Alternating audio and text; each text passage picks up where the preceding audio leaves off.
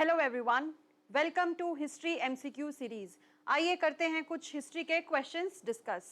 पहला question relate करता है Anand Math. This was a novel written by Bankim Chandra Chattopadhyay. ठीक है, तो इस क्वेश्चन में लेकिन क्या पूछा गया है कि ये कौन से रिवोल्ट के साथ रिलेट करता है, तो इसका आंसर हमारा हो जाएगा, आंसर इज सी। ठीक है, इसका ये रिलेट करता है सन्यासी रिवोल्ट। 1770 का जो फेमाइन आया था उस टाइम पे कुछ सन्यासी खड़े हुए थे ब्रिटिश सरकार की तरफ और उन्होंने रिवोल्ट कर दिया था। ठीक है, तब ये आनंद मठ नोवेल आपकी बहुत फेमस थी, राइट, उससे रिलेट करती है आपकी Anand Math novel. Right, answer is C. अगला है white mutiny in the history of modern India was related to which of the following. एक आपने सुना होगा सिपाही म्यूटिनी, एक आपने सुना होगा आरआईएन म्यूटिनी हिस्ट्री में, लेकिन ये व्हाइट म्यूटिनी किससे रिलेट करती है? इसका आंसर हो जाएगा हाँ आपका बी। ठीक है, तो आप व्हाइट म्यूटिनी को बताते हैं एक बार। तो व्हाइट म्यूटिनी हुई थी, देखो, जब आपका 1857 की क्रांति से पहले कंपनी का रूल था, उसके बाद आपका ब्रिटिश सरकार का आ गया था रूल। ठीक है, तो जब कंपनी से आपका सरकार के पास गए तो कुछ सारे चेंजेस आए थे। उससे पहले जो ब्रिटिशर्स की आर्मी थी, कंपनी की जो आर्मी थी, उसमें जो सिपाही थे उनको भत्ता मिलता था। ठीक है, कहीं और जहां पे उनकी पोस्टिंग हुई है उसके अलावा उनको कहीं और जाके सर्विंग करनी पड़ती थी, कहीं और जाके लड़ाई करनी पड़ती थी, तो उसके नाम का जो एक्स्ट्रा वो काम कर रहे हैं उसके नाम का अलाउंस मिलता था, भत्ता मिलता था। लेकिन जब आपकी कंपनी से सरकार की तरफ आपका जो आर्मी बदली, उसमें क्या हुआ, उनको भत्ता देना बंद कर दिया। ठीक है, तो अगर आपको कोई पैसा दे रहा है उसके बाद एकदम से आपके पैसे बंद कर दें तो आप भी रिवोल्ट करेंगे, आप भी म्यूटिनी करेंगे। राइट, इसी तरीके से जो व्हाइट ब्रिटिशर्स की आर्मी के जो आर्मी थी, ठीक है, उसमें जो आपके सिपाही थे, जब उनको भत्ता मिलना बंद हो गया तो उन्होंने व्हाइट म्यूटिनी करी थी, उन्होंने रिवोल्ट करा था ब्रिटिश सरकार के खिलाफ। तो आंसर हो जाएगा इसका बी। ठीक है जी, आगे चलते हैं। Next question is with reference to Mughal kingdom after Aurangzeb. Aurangzeb के बाद 1707 में जब औरंगजेब की डेथ हुई थी उसके बाद की आपकी कुछ स्टेटमेंट्स दी गई हैं। ठीक है, सबसे ज्यादा ध्यान आपको किस बात पे देना है कि करेक्ट पूछा है या इनकरेक्ट। यहां आपने करेक्ट पूछा है। ओके जी, first statement, Bahadur Shah adopted a confrontationist policy towards Rajput. इसका मतलब आपको पता होना चाहिए, कन्फ्रंटेशनिस्ट मतलब कि उनकी लड़ाई करने की मंशा थी, लड़ाई करना चाह रहे थे वो राजपूत के साथ। दूसरा है ijara was introduced during the reign of Jahandar Shah. Ijara system में क्या था कि भाई आपको फार्मर्स से एक फिक्स अमाउंट ऑफ आपका मनी जाएगा, फिक्स्ड अमाउंट ऑफ टैक्स जाएगा, फिक्स्ड अमाउंट ऑफ रुपीज जाएंगे। ठीक है, आप ये समझ सकते हैं कि जो स्टेट है उन्होंने जो किसान है उसे एक फिक्स्ड अमाउंट कर दी थी कि भाई आपने इतने पैसे देने हैं सरकार को। ठीक है जी, ijara system was introduced by Jahandar Shah. Next is Bahadur Shah one was called Shah e Bekhabar. क्या बहादुर शाह को शाह ए बेखबर बोला जाता था? तो जी हाँ, इसका आंसर आपका क्या हो जाएगा, फर्स्ट स्टेटमेंट आपकी गलत हो जाएगी, क्योंकि यहां पे आ जाएगा पीसफुल पॉलिसी अपनाई थी, लड़ाई की नहीं अपनाई थी। ठीक है, पीसफुल। बच गया आपके 2 और 3, ये दोनों आपकी स्टेटमेंट सही है। ठीक है, तो आपका आंसर क्या हो जाएगा, बी। ठीक है जी, आंसर हो गया आपका बी।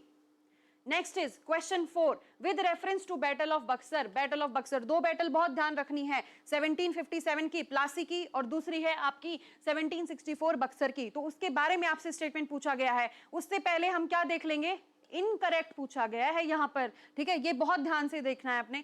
फर्स्ट है आपका the first treaty of Allahabad was signed with nawab of Bengal where diwani rights were taken by British. का जो पहली ट्रीटी, 2 ट्रीटी साइन हुई थी बैटल ऑफ बक्सर में, तो पूछ रहा है क्या पहली ट्रीटी जो साइन हुई थी वो नवाब ऑफ बंगाल के साथ साइन हुई थी जहां पे उन्होंने दीवानी राइट्स ले ली थी। ठीक है, जो ये दीवानी राइट्स लिखा हुआ है ना, ये कंफ्यूज करने के लिए लिखा हुआ है आपका। ठीक है जी, तो यहां पे ये आपका स्टेटमेंट गलत हो जाएगा। कैसे गलत हो जाएगा, जो फर्स्ट ट्रीटी थी ना वो नवाब ऑफ अवध के साथ साइन हुई थी, बंगाल के साथ नहीं हुई थी। पहली स्टेटमेंट गलत है। Mughal emperor Shah Alam II was given territory of कारा एंड इलाहाबाद, ये आपकी सही है। ठीक है, दूसरी ट्रीटी जो आपके मुगल एम्परर के साथ हुई थी बक्सर में, तो ये उसके अकॉर्डिंग जो एम्परर शाह आलम थे उनको कारा और इलाहाबाद दे दिया गया था और इलाहाबाद में उनको रहने के लिए भेज दिया गया था। ठीक है जी, after conclusion of battle Robert Clive was appointed as governor of Bengal. तो आपको अब अगर याद हो तो एक ड्यूअल गवर्नमेंट सिस्टम भी आया है। ठीक है, बैटल ऑफ प्लासी में डिस्कस करते हैं, तो वो ड्यूअल गवर्नमेंट सिस्टम लेके कौन आया था, आपका रॉबर्ट क्लाइव। ठीक है, तो वहां से हम समझ सकते हैं, याद कर सकते हैं कि जब ड्यूअल गवर्नमेंट सिस्टम जब रॉबर्ट क्लाइव ने दिया तो उस टाइम पे उसने किस हक से दिया, तभी तो गवर्नर होगा, तभी तो उसने ये दिया होगा। तो अब क्या ये बक्सर के बाद हुआ है? नहीं, ये हो गया था गवर्नर अपॉइंट आपका बैटल ऑफ प्लासी के ड्यूरिंग ही। तो ये स्टेटमेंट आपकी हो गई गलत, लेकिन पूछा क्या गया था, इनकरेक्ट, गलत ही पूछा गया है कि कौन सी स्टेटमेंट गलत है। तो आंसर है आपका 1 और 3, आंसर हो जाएगा सी। ठीक है, आपको करेक्ट नहीं बताना था, इनकरेक्ट बताना है इसमें। ठीक है, next question, consider the following statement about the immediate reason for the revolt of 1857। 1857 की जो क्रांति थी उसमें इमीडिएट कि भाई पहले से तो अशांति चलती आ रही थी, उनकी पॉलिसीज की वजह से प्रताड़नाएं कर रहे हैं जनता पे, लेकिन इमीडिएटली कि भाई ऐसा क्या हो गया कि एकदम से गुस्सा फूट पड़ा उनका। ठीक है, स्टेटमेंट्स देख लेते हैं। Mixing of bone dust in atta and the introduction of the Enfield rifle, कि जो आटा था, खाने का आटा था या जो भी, उसमें आपका क्या हो गया, बोन डस्ट, ठीक है, हड्डियों का चूरा मिला दिया था। Greased cartridge of the new rifle was reportedly made of beef and pig. ठीक है, पहले के टाइम की बंदूकें आपने देखी होंगी, तो उन बंदूकों में क्या होता था, ठीक है, पहले आपको बारूद भरना है, ठीक है, पहले गोली भर दी, उसके ऊपर बारूद, और फिर उसको ऐसे ऐसे अंदर ठोकना होता था, राइट। लेकिन इसमें क्या है, ग्रीस्ड कार्ट्रिज जब आपका है तो इसमें एक गोली आई थी, ठीक है, तो उसमें क्या था, बारूद की अमाउंट और आपकी गोली उसमें एक पैकेट में ही, जैसे आपकी टॉफी होती है ना, टॉफी के तरह से ही उन्होंने क्या कर दिया, उसमें ही सब कुछ बंद करके दे दिया कि बस आपने ये डालनी है, अंदर उसको डालना है और फायर करना है, राइट। तो इसमें क्या बोला कि ग्रीस्ड कार्ट्रिज, जो उसके अगर आपने बारूद रखना है तो जो टॉफी का रैपर था, जो उस कार्ट्रिज का जो रैपर था, उसके ऊपर ये बोला गया कि उसके ऊपर आपने चर्बी चढ़ाई हुई है, किसकी, गाय के मांस की, सुअर के मांस की, पिग फैट, बीफ। ठीक है, तो क्या ये बात सच थी? जी हाँ, ठीक है, greased cartridge of new rifle, इसकी वजह से ही सबसे ज्यादा उनका गुस्सा फूटा था। तो ये भी आपकी सही है, ये भी आपकी स्टेटमेंट सही है। एंड स्ट्रिक्ट पनिशमेंट, जी हाँ, जिसने भी रिवोल्ट किया, जिस भी सिपाही ने, मंगल पांडे ने रिवोल्ट किया, उनको फांसी चढ़ा दी गई थी। ठीक है, Awadh regiment, 7th Awadh regiment ने जब अगर रिवोल्ट किया तो उनको अपनी उनकी पोस्ट से हटा दिया, उनको इम्प्रिजन, उनको जेल में डाल दिया था, ठीक है, 10-10 साल के लिए। तो ये भी आपकी स्टेटमेंट सही है, तो आंसर आपका हो जाएगा D. All of the statements are correct. Correct पूछा है ना, तो हमारा आंसर हो जाएगा डी। ठीक है, next statement, next question, which of the following are the factors responsible for the advent of Europeans to India? इनमें से कौन सा फैक्टर आपका रिस्पॉन्सिबल है यूरोपियन ऑफ इंडिया में आने, यूरोपियंस का इंडिया में आने का?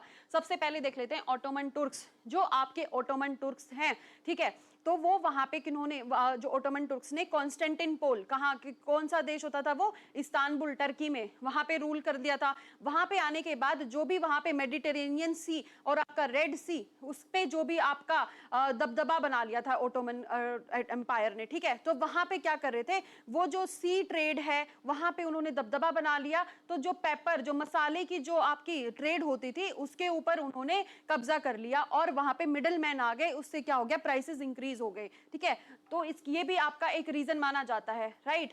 Fall of Venice and loss of trade activities at Genoa. ठीक है, जो आपका वेनिस माने, वेनिस में आपका आज का इटली है, जिनोवा ग्रीस। ठीक है, तो ये जो छोटे छोटे देश थे उस टाइम पे बहुत ज्यादा रिच थे, लेकिन वो इतने रिच भी नहीं थे कि वो ऑटोमन तुर्क्स के सामने खड़े हो जाएं।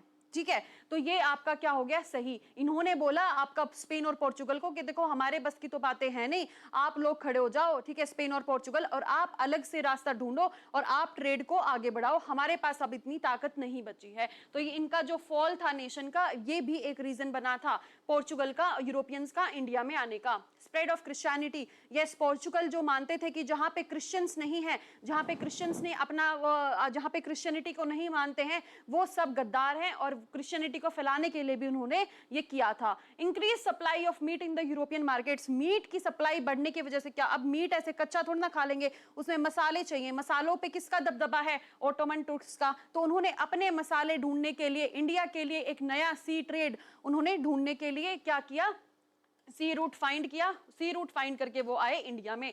तो आपके जो सारे ऑप्शंस हैं इसमें करेक्ट हो गए। आपका आंसर क्या हो गया इसमें, डी। ठीक है, इसमें आपकी एक्सप्लेनेशन भी दी गई है, ये भी आप एक बार देख लेना, स्क्रीनशॉट ले लिया करो एक्सप्लेनेशन का।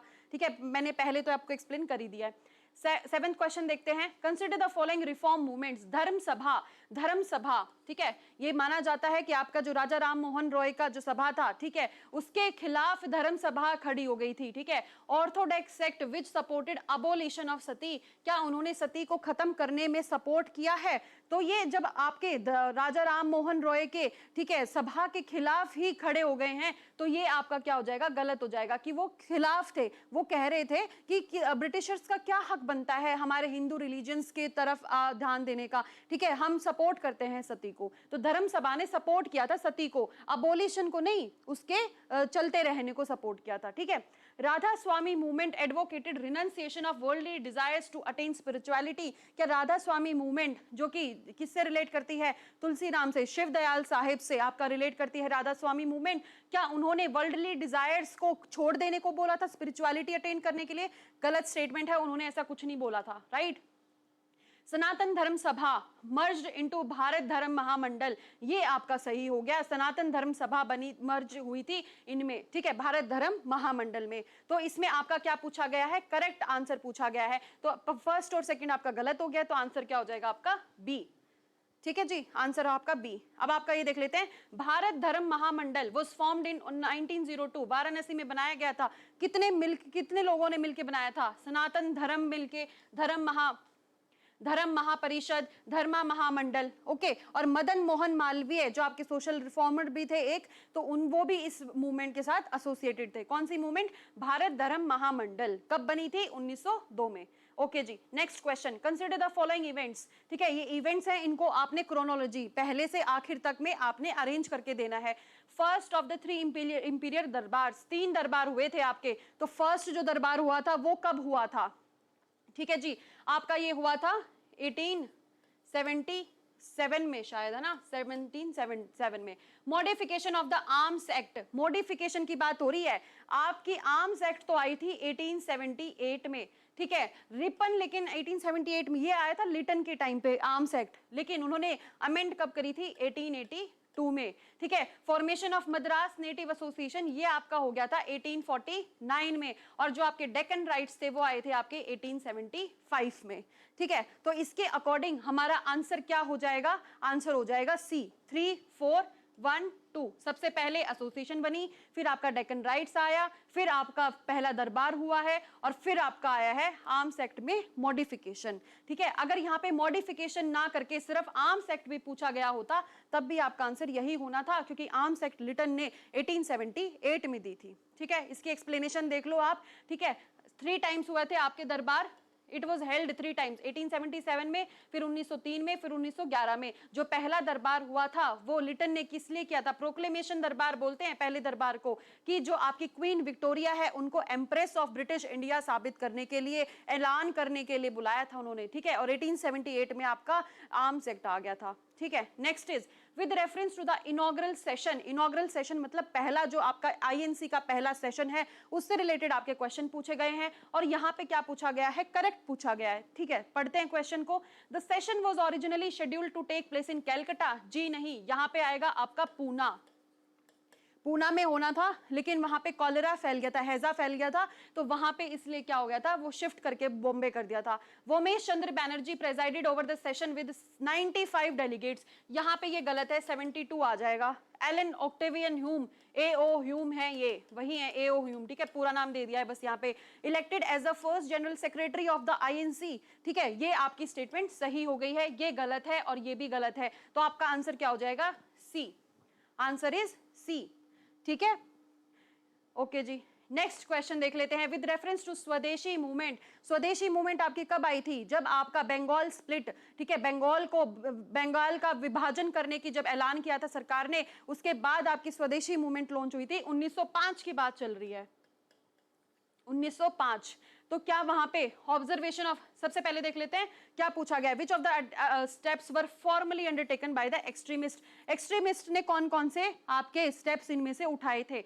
तो रक्षाबंधन बनाया था क्या उन्होंने? जी हाँ, हिंदू और मुस्लिम्स ने एक दूसरे के हाथ पे राखी बांध के ये दिखाया था कि हम अलग नहीं हैं, हम एक ही हैं, हमारे जो बंगाल को आप विभाजित कर रहे हैं वो हम नहीं होने देना चाहते, तो ये आपकी स्टेटमेंट हो गई सही। Formation of volunteer corporation for spreading message, ये आपके वॉलंटियर बहुत ज्यादा, ठीक है, खुद से लोगों ने मैसेजेस आपका जो है समाज में संदेश पहुंचाने का काम किया था, तो ये आपका सही हो गया है। Next is active resistance and defiance of law, ठीक है, यहां पे एक बहुत छोटी गलती करी हुई है इन लोगों ने, यहां एक्टिव नहीं आएगा,